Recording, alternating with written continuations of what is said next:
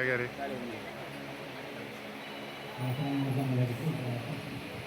ಆದಿವಾಸಿಗಳು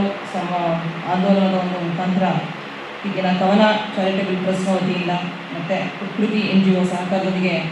ಇವತ್ತು 30 ದಿನಗಳವರೆಗೆ ನಮ್ಮ ಮಹಿಳೆಯರಿಗೆ ಉಚಿತವಾಗಿ ತರಬೇತಿಯನ್ನು ಕೊಟ್ಟು ಇವತ್ತು 30 ಜನ ಮಹಿಳೆಯರಿಗೆ ವಿಶೇಷವಾಗಿ ಅವರು ಹೊಲಿಗೆ ಯಂತ್ರವನ್ನು ನೀಡ್ತಾ ಇರ್ತಕ್ಕಂಥದ್ದು ಬಹಳ ಶ್ಲಾಘನೀಯ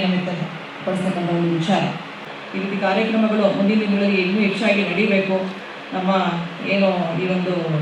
ಕಾರ್ಯಕ್ರಮವನ್ನು ಮಾಡೋ ಉದ್ದೇಶ ಮುಖ್ಯವಾಗಿ ನಮ್ಮ ಸಾರ್ವಜನಿಕ ಕೊರತೆಗಳನ್ನು ಸಾಮಾಜಿಕ ಕಳಕಳಿಯನ್ನು ಇಟ್ಕೊಂಡು ಮಾನವೀಯ ಮೌಲ್ಯವನ್ನು ಇಟ್ಕೊಂಡು ನಾವು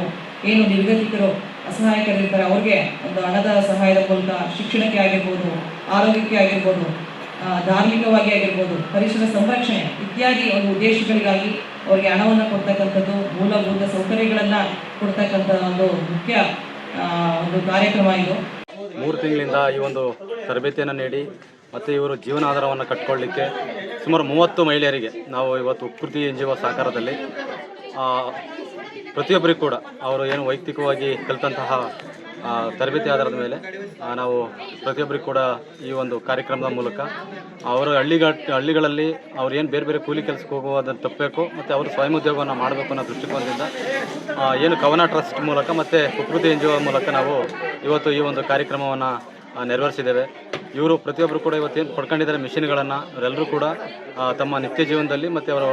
ಏನು ಆರ್ಥಿಕ ಅಭಿವೃದ್ಧಿ ಹೊಂದಲಿಕ್ಕೆ ಈ ಒಂದು ಕಾರ್ಯಕ್ರಮ ಯಶಸ್ವಿಯಾಗಿದೆ ಅಂತ ಹೇಳಲಿಕ್ಕೆ ನಾನು ಇಚ್ಛೆಪಡ್ತೇನೆ.